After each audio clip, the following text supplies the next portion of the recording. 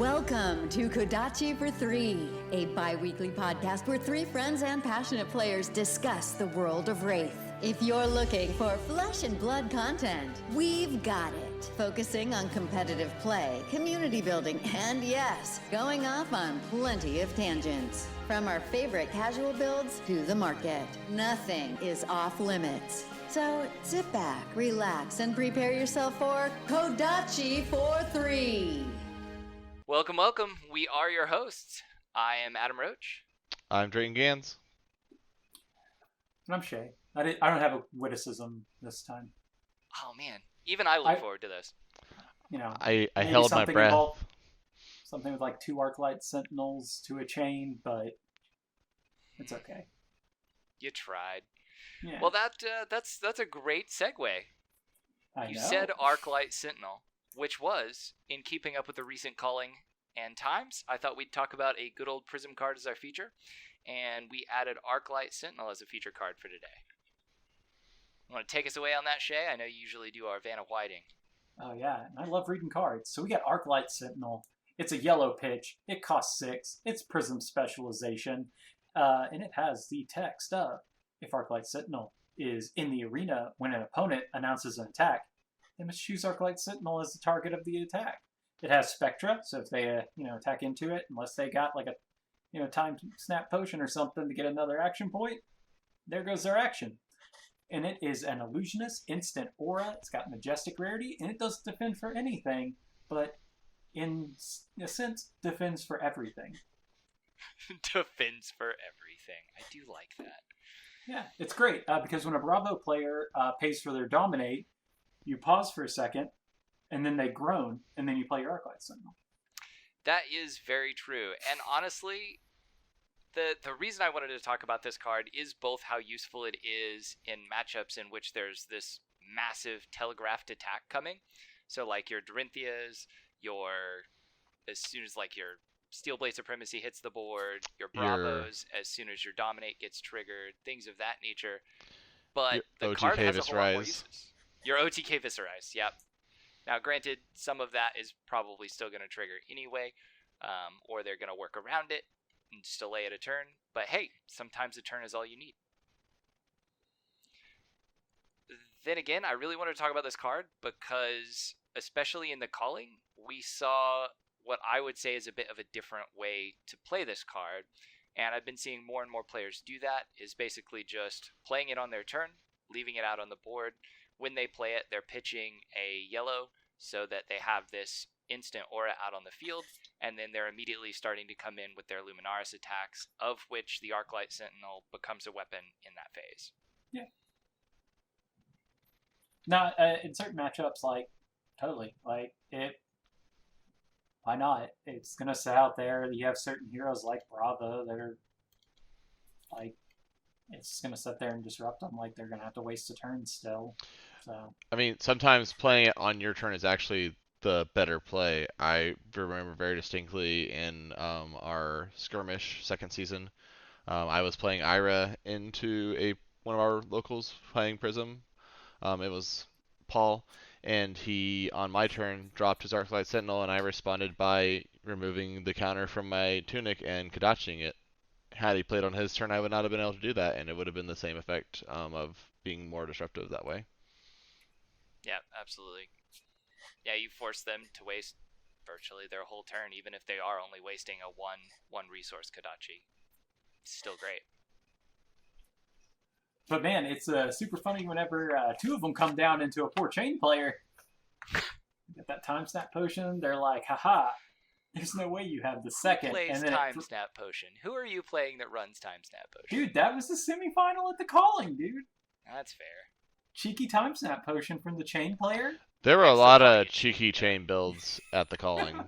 I don't want to get too much down that rabbit hole, but I do think it shows how good, unfortunately, that chain is in all forms. Dude, I'm gonna tell you. It turns out Prism, what we were all doing wrong. We weren't putting the red sigils in there. Clutch red sigils, man. Who knows how that worked out? But I did love watching I loved watching those Prism matches, especially in the top 8. Those were pretty exceptional. I actually really enjoyed the Prism versus Prism. One of them was a little bit more the grindy matchup versus a Herald, but it was really interesting to see how they played into each other. I definitely recommend people watch it. Before we get too far off of it, is there anything more we want to say about this Arclight? No, I do think like value-wise, because we've spoken mostly to its pros, but I mean it is a very expensive card, so you want to consider, is it actually going to get value in your matchups, right? Make sure you do testing and that sort of thing. It's definitely a card that's going to come in and out of decks. I think it's definitely a card that's probably always going to be in the sideboard for Prism, but I don't think it's always every single game you always play this card for certain. Sure. I think in our current environment and perceivably into the Aria meta, I still think probably Aura Control Prism is going to be the way to go. I don't disagree with that. What I'm saying is I think that this Aura isn't always a 3x in every single Prism build, if that makes sense. I know I saw some Prisms that were in some matchups playing only 2 or even 1, and they were doing very well in some Road to National series, talking to some of those players. So, I just because of its cost analysis, I don't know that it's always there, if that makes sense. Yeah. I think the stock's going nowhere but up. So if you don't have 3 right now, I'd say buy before, we go into Old Him Ice Hell. It has 1 L because it's Viking themed. I do think it's a solid card, but I'm definitely on the I'm not guaranteed of all 3. That being said, my suggestion is just that if you're going to play 3 of them, that you're very aware of its windows, you're very aware of its effectiveness, and you actually have reps in playing it, because I've seen this card misplayed so often. Yeah. Well, cool. Speaking of tips, our main topic for this episode is some pre-release tips for Tales of Aria. That's true. We're going to be good today. We're going to move as quickly as we have ever moved from intro to main topic. I don't know how I feel about this. Yeah, it's a little weird. It feels almost wrong. It does. But we're going to have a massive, wide array of players coming into the Tales of Aria pre-release. Just like Monarch, I'm certain we're going to get brand new players into the hobby, into Flesh and Blood, especially Magic players who might have recently just seen the turnout at the Calling in Vegas, or who might have turned into Channel Fireball's stream. Our personal pre-release is capped at 48 players. We've remained at that cap the entire time. Anytime we've had somebody drop, we've immediately replaced it. So we know it's going to be popular, but I recognize virtually none of the names in our pre-release, so it does mean we're getting some new blood. So, I recognize a lot of them, and they are new blood. I won't be at our pre-release, as I'm going to be in Indianapolis at their pre-release, but I am bringing a new player with me to it. One of my former L5R folks. I'm proud of you both. Drayton for actually being around in the community a little bit more than I have been lately. Slacking old person on my part.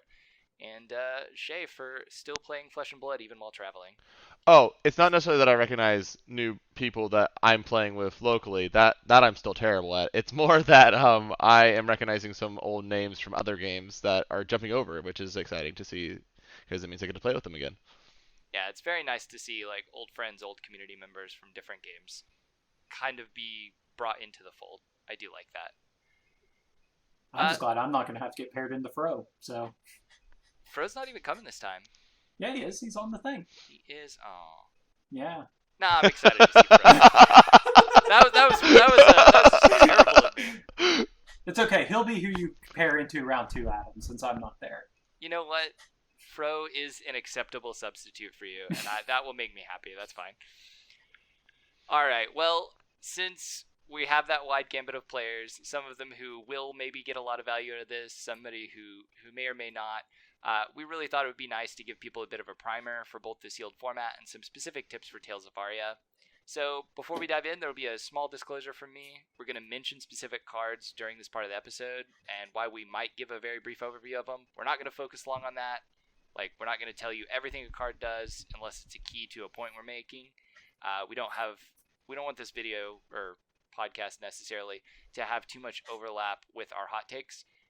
And we now have a lot greater information with the premiere being done and the pre-release FAQs out. So let's kind of dive into how you start a sealed. So, how do you organize your sealed pull? I personally think it's really important to be efficient and move through this process as fast as possible, especially when you're not familiar with the cards. You need to start with a really good base and a really quick, like, narrowing down to one or two heroes. Yeah, so I can jump in first. So my plan is to organize first by class, element, ice, lightning, earth. So I want to organize into those different sections. And then I want to, within those sections, look at the fusing elements, specifically within the class and elemental cards. Because while they won't be you won't be prevented from playing those cards. So this is actually important for those of you who are unaware of this. If a card says Earth Fuse and you want to play it in Lexi, as long as it is on an Earth card, you can still play it in Lexi because it is an elemental card.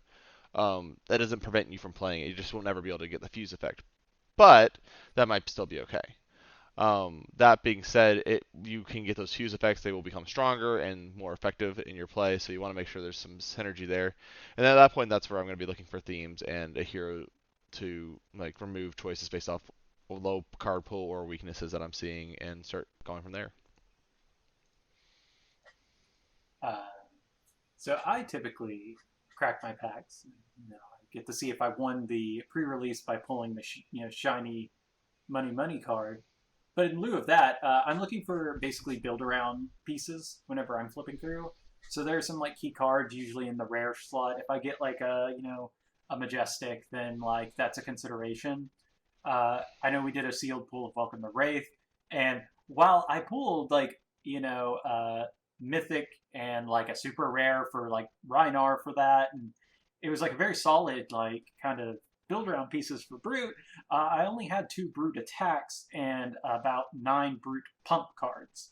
So in that one, I was like, oh, I don't need to go this. Even though I had like this key build around that were present, I had to pivot off of it because there's no support. But I like looking at those key kind of build around flash kind of in-game win condition cards, because like sometimes you're like, oh, I have the most of this and it feels nice, but you have no win con, and so I'm looking for those. Okay. Fair enough. I'm a little bit of a combination here. I initially organized a lot of my cards incredibly similar to Drayton, sorting them out into stacks, equipment, class hero, general element, talent cards split out into lightning, ice, and earth. If using these tips for some other set, right, like there are generics. In this set, there just aren't generics except for a couple pieces of equipment, but that's not necessarily important here. And then it might be a little silly, but my very first decision point is I'm going to make a count of each stack, right? So I'm literally going to say, how many cards do I have for Ranger? How many cards do I have for Guardian? How many cards do I have for Runeblade? And then I'm going to say how many cards do I have of each element that aren't specifically in those sets. I'm looking for at least 15 cards probably of something, and I'm typically going to put aside 1 or 2 heroes immediately here. In this set, I'm just going to put around 1 if it has drastically less cards than the others. That's not necessarily the right decision, but especially when I don't know a ton about the set, having less cards to work with, less cards to play with is typically the way I make my first decision, unless I go through find 2 sets that have very little in them, and I'll go back and revisit. Gee, no generics in the set. I wonder if anyone ever thought that might happen. You know, I hate to give you a correct call, but you did say that because I took notes from that podcast we said. We were both like, I feel like all of us were like, nah, Drayton, that's never going to happen. And then you were right. Now, there are 4 generics. There are 4 equipment generics, yes, you but are I correct. don't know that it counts, and I feel like I'm grasping at strings here, so I'm not gonna die on that sword. I really do like the Circus Crew set of generics, though. They're not like crazy good, but they're all circus themed, and that's fun. They're on point theme, and I actually think Runaways are exceptional. They actually, I will say, because I got to play with actually 3 of the 4 in the Tales draft that I got to play in. I didn't get to play in the world premiere, but I got to play in a draft. Surprisingly better than you might expect, especially the Ragamuffin hat. I loved its filtering effect. It was I kind of grabbed it just on a whim, and it was actually really solid. Dude, the generic chess piece in this set is like, I dig it. It's like it fixes one of the biggest problems that you run into in sealed, which is kind of wonky econ curves. So, Yeah, and which sometimes your end game win con is in your hand. You don't want it right now. yeah. So, once again, speaking of those sealed deck pitfalls and traps, your econ curve. Uh, you need cards that make money to play cards. Yeah, it's very true. I do see a lot of people completely ignoring the percentage breakdown of their deck and how well they're going to be able to afford things. I think as a general rule, I'm looking for like 35% blue in a deck or higher if I'm playing Guardian. So if I'm playing Guardian, 50% plus is great, but I'm looking for like 35% blue. I think that's my baseline. Yeah, it's really something you want to look at. And like, it's gonna be hard with the set because again, we're all gonna be kind of experiencing these quickly. But if you take a quick look at like how much your cards have go again, how much your cards actually cost, things like that, you can get a general idea of like, hey, how much is my turn going to cost if I'm playing about 3 cards, 2 cards, 1 card. Even Guardian, like yeah, you're only playing 1 card, but usually the cards cost 4 to 6, something like that sometimes. So if you just kind of look at the cards, you can kind of get a feeling for okay, how much am I needing to pay a turn, and then just assume that that's if you're drawing 4 cards, right? So if you're playing that card, you're playing these cards how much you have to pay to do those things, right? Just kind of that'll figure out how many blues you really want in the deck if possible. Yeah, I think it'll be even more important in this set just because there is so much econ denial with Hmm. Oldheim and Frost that if you overcurve, I don't think you'll be damaged unless you're overcurving with literally no damage on any card. Yes. So,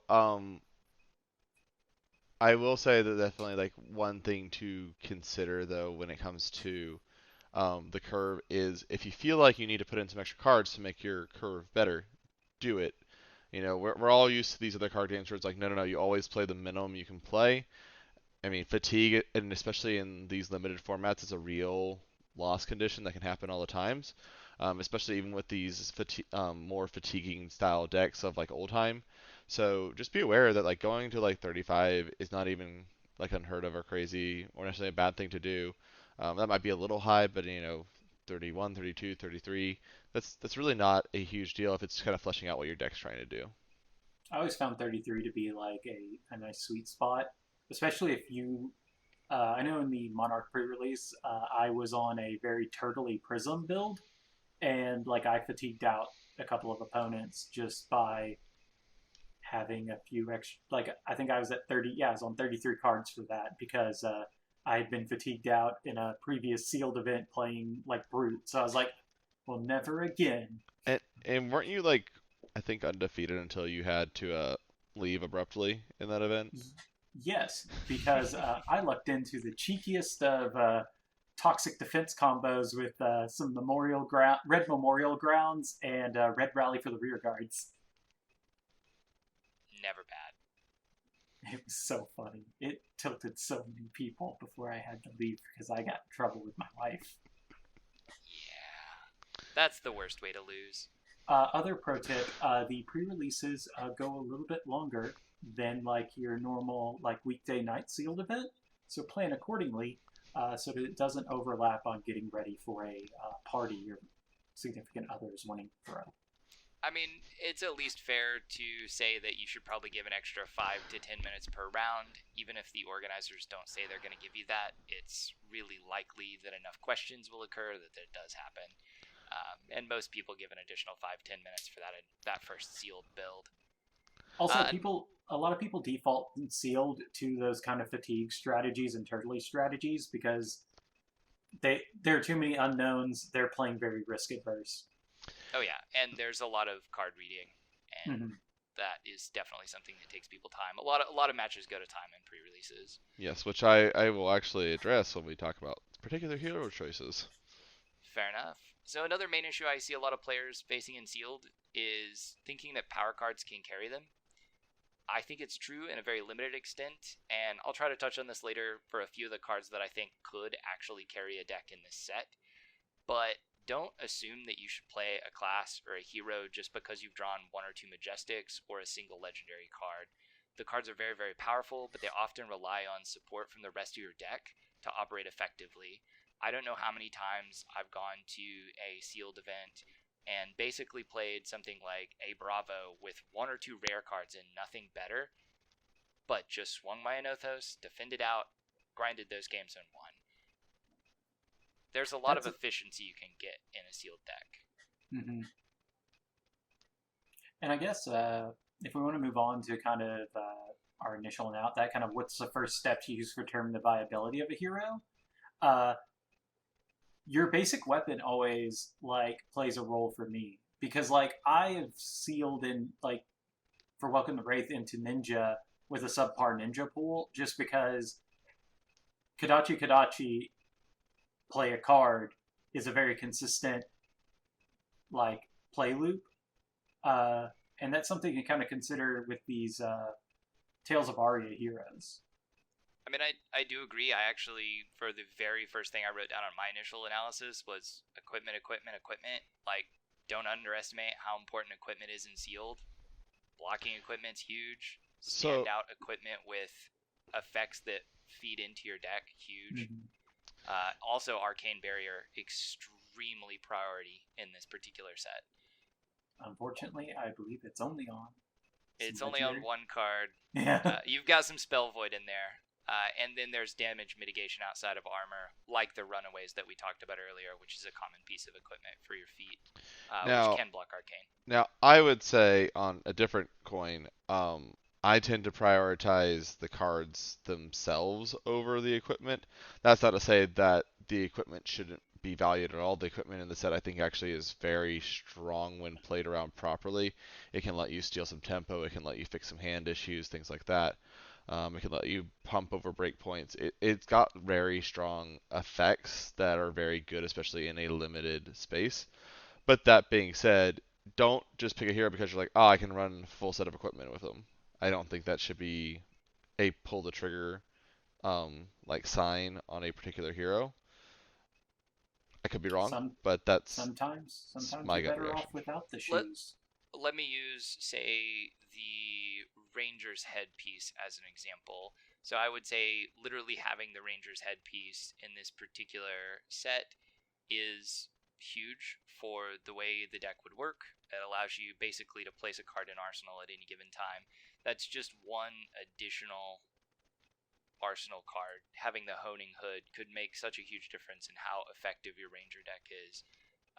So I'm not saying pick a deck based on it. I'm just saying make sure to respect it, and if you see the class-specific equipment, you should probably give it a look.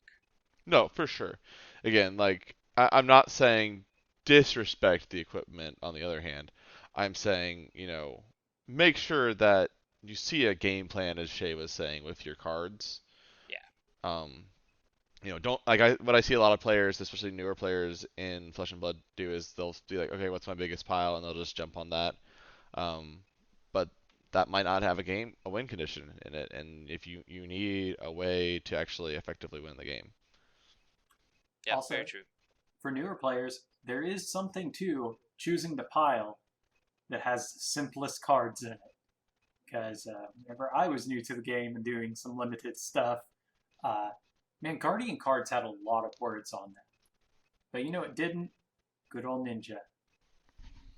I mean, in this particular set, if people are looking for simplicity, that is going to be a discussion to be had. So if you're brand new and you're looking for simple, I would say Lightning out of Ranger and or just playing Oldheim Frost, Oldheim Earth, just generic attacks.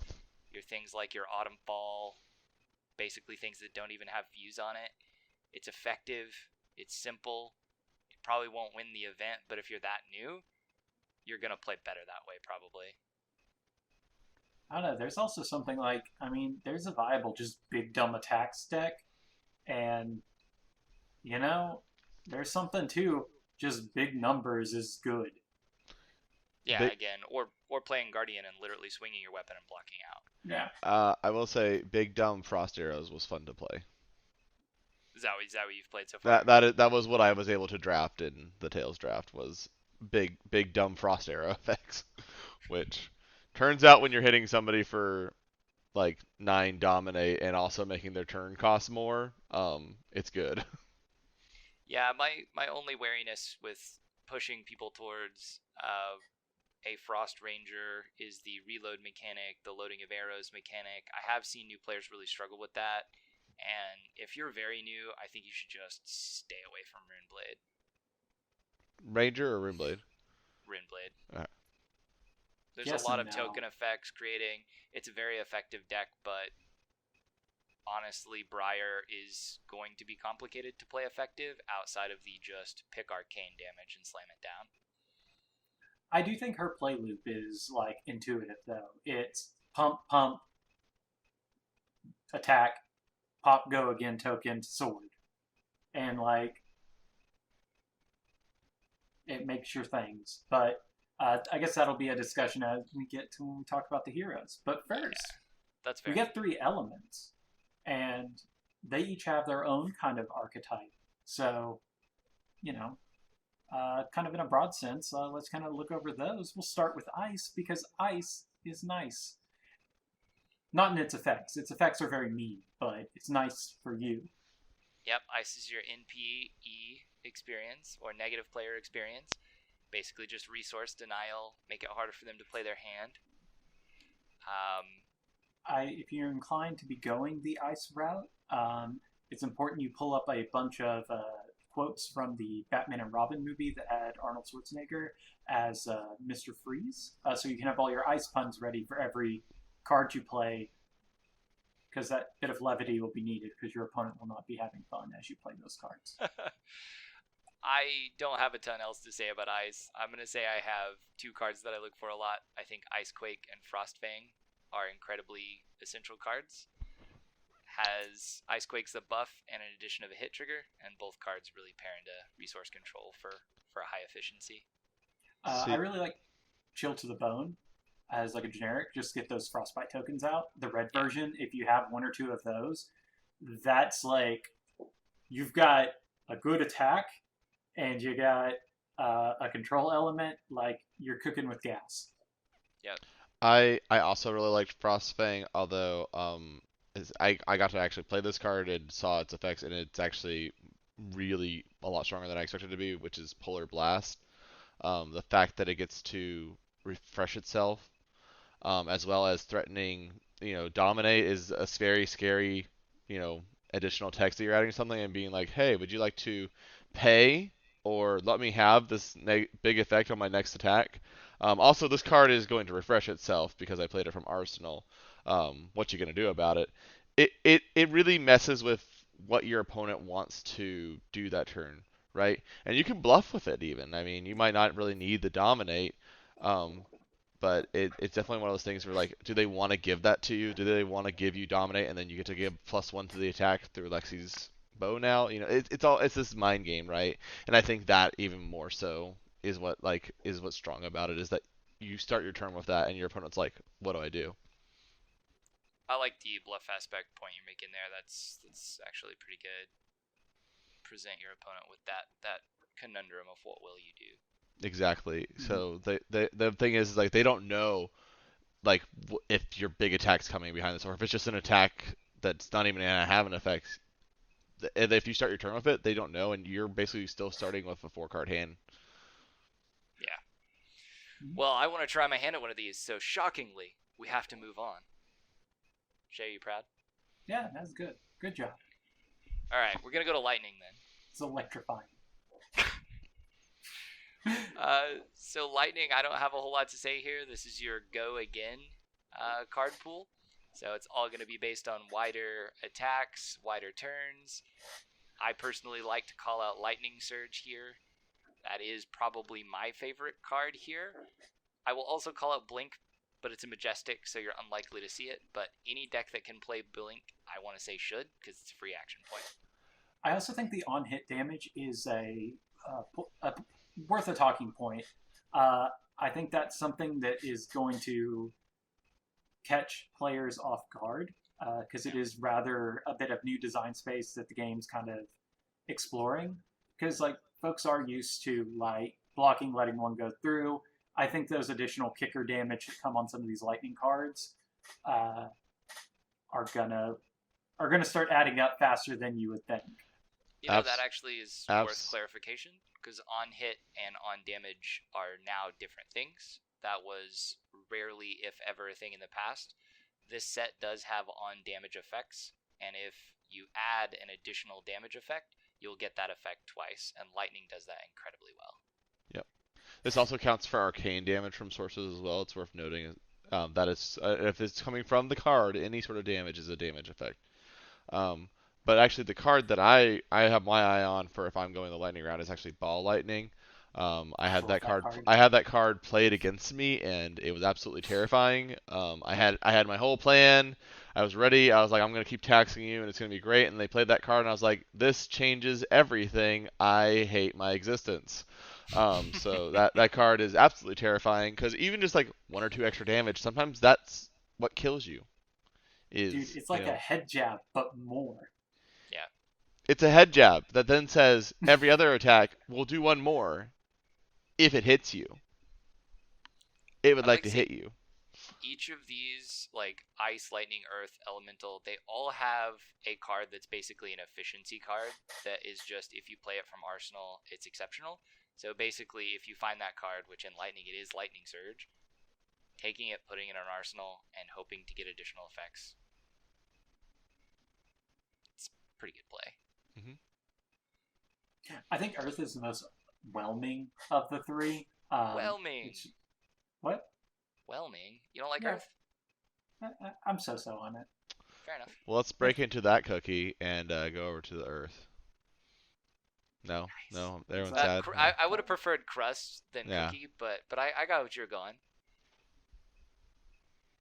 Well, the reason why I said breaking was because I like Breaking Ground. Breaking Ground, I think, is the card that I am excited about.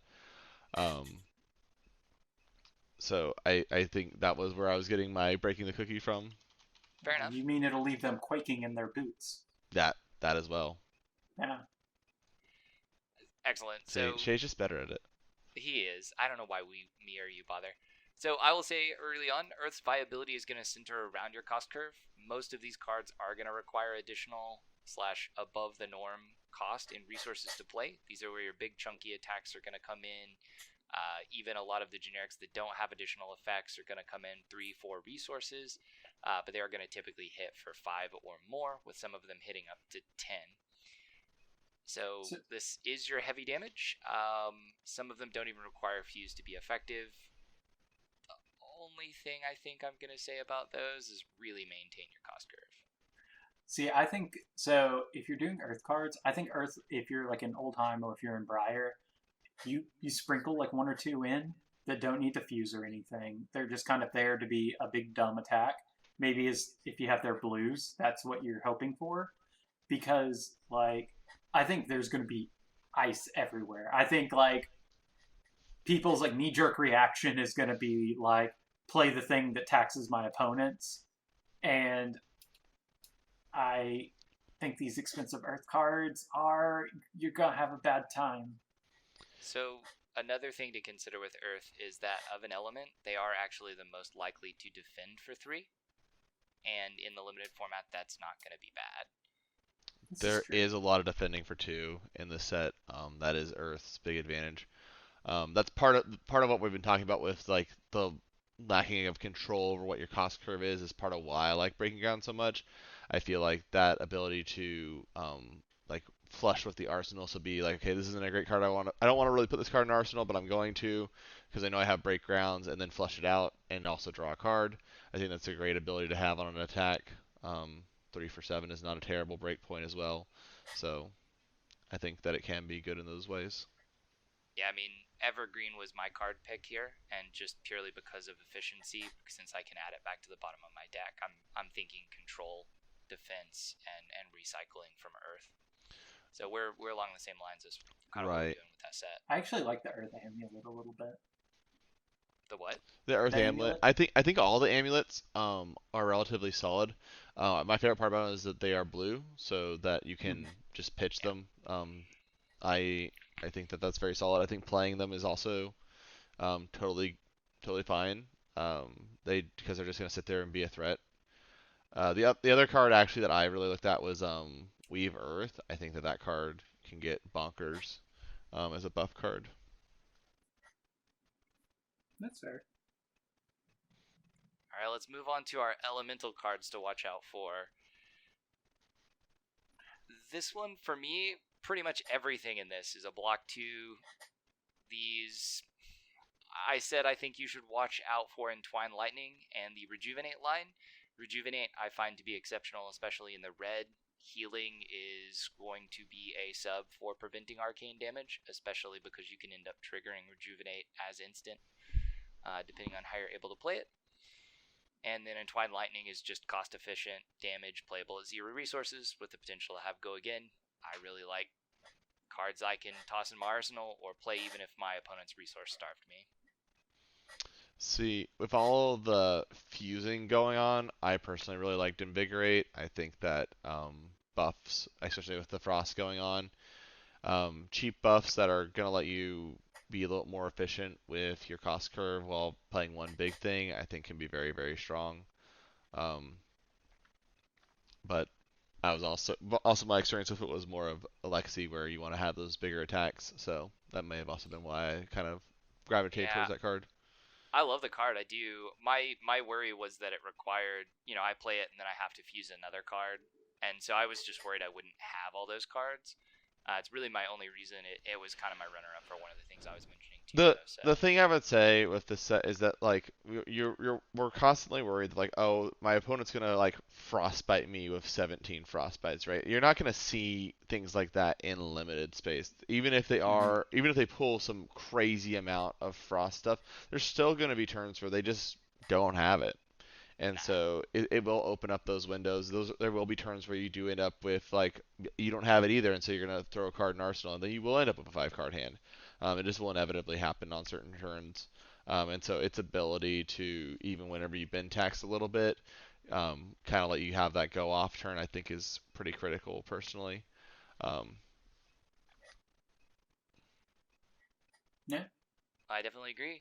So at this point, I think we're going to move into each of the classes. When we move into each of the classes, really all we're looking to say here is a brief, like, what's needed to consider the deck at all, right? So if I'm looking for Guardian, what do I need to do to really consider it? What are my main things I'm looking for? And then what are the best cards for the deck that would make us really lean into it, even if we're, kind of torn between two? What are our, like, decision point cards? So we're going to do Guardian, then we're going to do Runeblade, then we're going to do Ranger, and we'll do some final tips and thoughts, but we will try to move through pseudo fast there. Drayton, you want to lead us off? yeah, I was actually about to ask if I could because Oldheim is the hero that I wanted to give a big big warning about because man, I had a lot of fun at the calling, and I only got to play in one Tails event. But did I already hear people giving me warning stories about Oldheim? And that was he can be playing very slow sometimes. So a lot of people were going to time with the Oldheim man, especially in the mirror.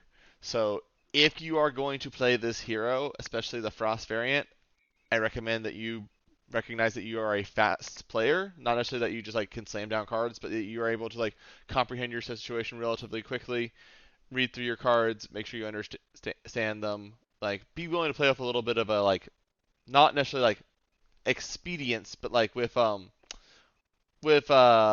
trying to think of a word for this, with purpose. Like you're playing with purpose, and so you're moving along kind of at a decent pace, because otherwise your games will go to time, and both you and your opponent will be very sad.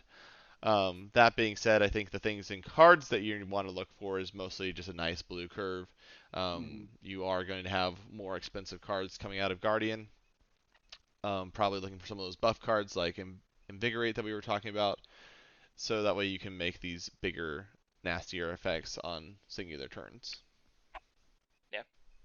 I think there's also something to like try to get like if you got the blues for it, go into it with the frost and everything, and like when in doubt, just swing the hammer. Like you're throwing an ice card in for the later game. Like if you're sitting there agonizing over your options, like arsenal something, pitch an ice card, move on. Like, don't. Time is a resource, and don't squander it. 100%. 100%. You want to finish your games. Yep. What is need to consider the deck for me was definitely just resources. I want 50% or more blue pitch probably. Best cards that would make me lean into it. God, if I draw a Winter's Whale, I'll probably force this class. Which would be the majestic weapon. Yeah, the majestic weapon here. I want to say that I don't think that's true for all the classes, but for Guardian, I think it is. I also personally think Glacial Footsteps, having 1 or 2 reds of that, 6 cost, swings for 10 at red. I mean, you can add a Dominated effect on that. That is amazing. There's nothing that will prevent all damage from going through in this set here. I personally was drawn to Strength of Sequoia and Snowed Under. I felt like those cards would really strengthen up either the Frost or the Earth route. I think that you can go either direction with him. I do think that we will see a lot more people on the Frost direction. I do think it is kind of his main archetype, but I don't think that Earth is necessarily one to be slept on. But again, I think that's also kind of a more fatigue route. So if you're planning on going that route, play with purpose. Just make sure you're contemplating your moves when they're taking theirs. When in doubt, big dumb attacks are still big dumb attacks, and if you can throw Dominate on them. Fair enough. Yeah.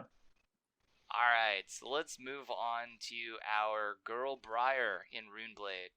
So, was needed to consider this deck at all? Honestly, for me, this deck is just going to be strong in a lot of situations. Your main consideration here will be the number of cards you pull that can deal arcane damage, and if you have access to any Go Again at all. So really, I'm focusing arcane damage and Go Again in this deck. I would say that if you're comfortable with the play of this deck, it's likely to be something you should automatically gravitate towards. I would say in this one, I think the Majestic Weapon's a trap. I wouldn't play Duskblade Unlimited. I think it's a terrible idea. I agree. I think Duskblade is a trap as well. I assume that's what yours going to agree with as well, Shay. Yeah, no. The token weapon plays to basically the play pattern that she's wanting to do in this limited that is very doable. And hey, there's outside of like a legendary, there's not any way to negate that arcane damage. So there's a legitimate open up your Runeblade cards. Can you count to 20? If you can count to 20, you might play Runeblade. And something to say with that, because a lot of people this weekend were gravitating to her because people weren't able to play around the idea of there being no arcane barrier. We are used to having it when we think about the arcane damage. If you're playing against Briar, strongly consider whether or not you need to actually block the physical attacks, because every time you take damage from a physical attack, that is one less arcane damage they have to present to you in order to present lethal. So you have to consider that. It's something I've gotten more used to playing Agrokatsu over the last few months. This idea of you have to really consider not just the arcane, but also the physical damage coming to you every single time you're getting attacked. So it's worth putting out there as you don't just want to just say, okay, well, if they can present that much arcane, then I die. Well, they're not just going to present the arcane. They're also going to come at you with other things as well. Yeah, it's also worth noting, like, Briar can go into lightning. Her, like, attacks can go wide. She's not necessarily always going to be doing, like, the pump attack or pump attack. It sometimes will just be, I'm playing lightning, I'm going to come at you with, like, a bunch of attacks and pretend I'm Katsu. Yeah, definitely don't assume that she has a set cadence. Honestly, best cards for the deck, I just wanted to call out Sigil of Suffering. It's a defense reaction that does arcane damage. I feel like you just can't go wrong here. The more you have, the better. I really like Ball Lightning in her. I looked at the Rites of Lightning. Stir of the Woods was another one, and the Explosive Growth. All were cards that just seem like they're going to fit how she's wanting to play pretty well within her class. And I do think playing to her token weapon, since that's what you're most likely going to have, because it just requires you to play a non-attack and an attack action to get its like arcane damage, and I think that's very doable. Absolutely. And honestly, there's non-attack actions that deal arcane damage in this. So, for example, your Inspire Lightning at red, it does 3 arcane. Cool. So I guess we're gonna move on to Lexi. All right, me and Drayton have started out. What do you think about Ranger? Me? Oh, dude. Okay, so you're gonna be on Shiver more than likely, unless like some weird thing and you're on the Lightning Bow. Shiver itself, I think plays nice. It plays nice into the ice game plan. It plays nice with a lot of her arrows. Being able to give Dominate's a big thing. There's a lot of generic pump kind of floating around in this set. So, like, when in doubt, if you're, if you have a couple of good Ranger cards, I'd say go for it. I don't know. It's just the bow's so much easier to play around with than like the other Ranger bows. So you don't have to like plan super far ahead like you did with like Azalea's abilities. Like, as long as you have the density of arrows, I would say like, oh cool, I have enough arrows that like mathematically I should have an arrow to go in my arsenal each turn that I can give Dominate and shoot. Absolutely. One thing to consider is that her ability, you don't actually want the arrows going into your arsenal at the end of your turn as much with her, because you want to be flipping up an ice or a lightning card to get those effects. That being said, doesn't mean that you can't put an arrow in there. It's not necessarily a bad thing, just a thing to consider. But definitely want to make sure that you have, your things that are going to be either arrows of consequence. That way, when you are dominating, you're slowing them down in return or putting out big damage, or that you have those bigger go wide turns. I think you want to make sure that you can achieve one of those two game plans of her, because especially with being Ranger, you do have that vulnerability of you do not have a weapon to fall back on. You cannot pitch swing weapon. So you got to make sure that your cards are actually going to do you the justice that you need. Yeah, absolutely. I think I said what was needed to consider the deck at all. If you have cards that interact with your arsenal or have reload, knowing how to work reload is important. And I also said sprinkling in a few cheap attacks is probably going to be useful here. Yeah. Like, I know arrows are a focus, but you don't always want a full grip of arrows. You can't reload fast enough. For sure. I will say that I think the big three for me, and this is partially because I got to play with all three of these cards and they did wonders for me, was Overflex, Blizzard Bolt, and Chilling Ice Vein. Overflex, the buff from it is so huge. 1 for +4 at red and getting a reload effect, which you don't even have to put in an arrow. You can just put in an ice card, flip it face up with her ability, and then play it, and now you've created a Frostbite token that you wouldn't have created otherwise. It's just a good card in general, in my opinion. So I really like the Overflex. And Blizzard Bolt and Chilling Ice Vein, both of those hit effects, assuming you were able to fuse it, are just so taxing on your opponent. So I think that those are some cards to, like, if you see, like, oh, hey, I could play, like, the kind of this Ice Ranger build, or, hey, I have these Overflexes to kind of control my arsenal a little bit, are some things to consider. I think Frazzle is a card to consider for the fun of playing it on your opponent and asking them if they are frazzled. Honestly, I actually find most of the Ranger pull in this set to be very solid. I hate to say that, but I actually find them mostly to be good. From a sealed perspective, Overflex and Cold Wave stood out for me. Dazzling Crescendo being kind of the running up there, depending on whether I was Lightning, Ice, or Hybrid. But basically, if you can take a card that plays for free, has an additional upside, you should run it. That's why I always mention things like Dazzling Crescendo. Yeah, now I will say I feel like, personally, as again, the caveat being old time, we are on a time space. Make sure that you can play quickly because he is a more taxing style deck. Overall, I think the heroes are actually awesomely balanced for this in the sealed setting. You might give a small edge to Briar as people learn how to deal with the arcane. But I think with time, like, we're gonna see, like, this is actually a really fun set in this limited area. It looks super cool to me, and I'm so excited for this weekend. Yeah. In looking at it and reviewing the set, both for this podcast and for the pre-releases that we're going to do, I have found I think there are more ways to mitigate or deal with arcane damage than people are giving it credit for. It just doesn't come in the form of arcane barrier. Adam, I need you to let me live my dream of just counting to 20 and winning. You can live any dream you want. We will allow this. I think I am playing in 2 or 3 pre-releases. Same thing for Drayton. I only got one, but hey, I don't have to play against all you guys and our, like, really just ridiculously strong meta we have locally here in, like, the Oklahoma area. So I'm hoping, like, you know, hopefully not, like, a ton of good players there in the Indy area. I can't decide if it's good or bad that you just hoped to play against bad opponents, but It makes my mediocreness seem better. well, are there any final tips you guys think we haven't covered for Sealed before we go? Also, before Shay outs himself as too mediocre. I think my biggest thing would be like if you're looking at a pool of cards and you don't feel like it's the best, but like you're just really excited to try out that hero, it's the pre-release weekend. Just go have fun. Like, I mean, don't overly force something to the point where like you end up hating that hero and never want to play him again, even though they probably should be the hero you play all the time. But at the same time, like if you're kind of choosing between two heroes, I mean, the fun factor is always worth its weight in gold. You don't have to go and win these things. They are meant to be more casual. They are meant to be more fun. So go have a good time.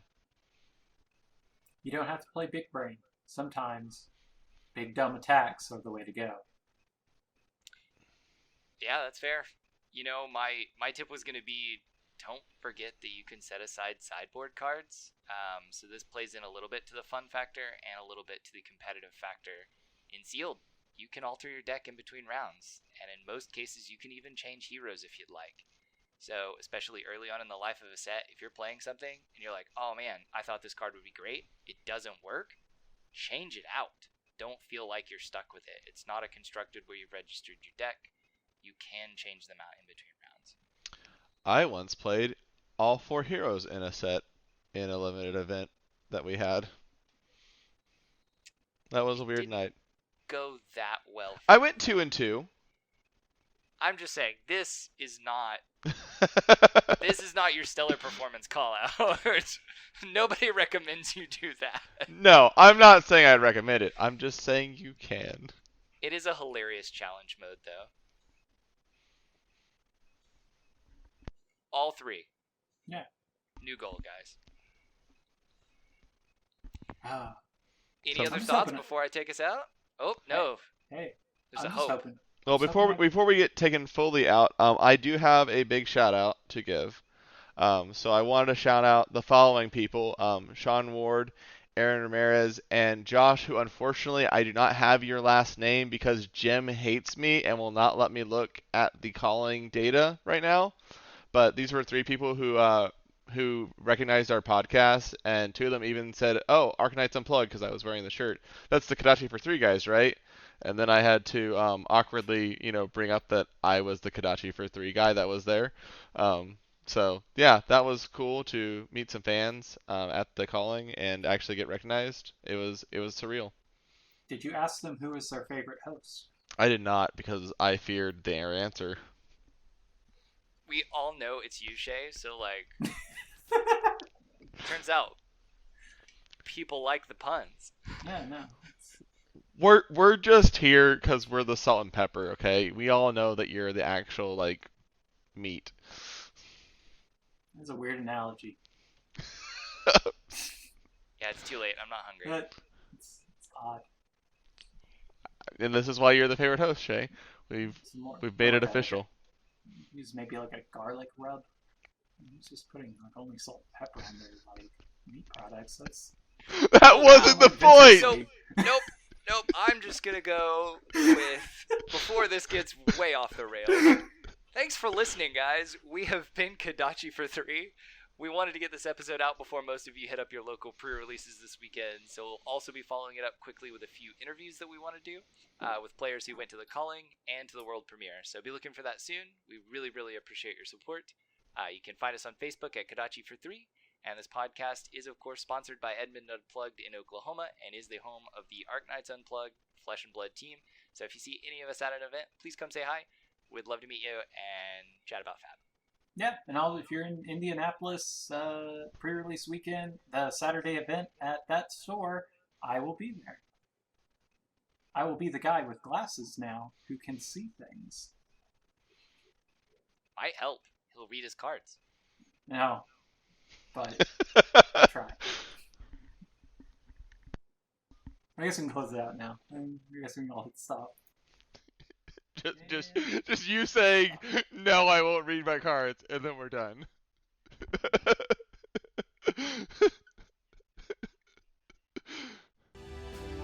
Thanks for listening and being a part of the Flesh and Blood community. If you enjoyed this podcast and want to hear more, please share us, leave us a like or a review. If you want to engage with us directly, please find us on Facebook at Kodachi43. And remember, we're available for download on all major podcast providers. Thanks again for listening, and we will see you again in 2 weeks. Until then, enjoy playing Flesh and Blood.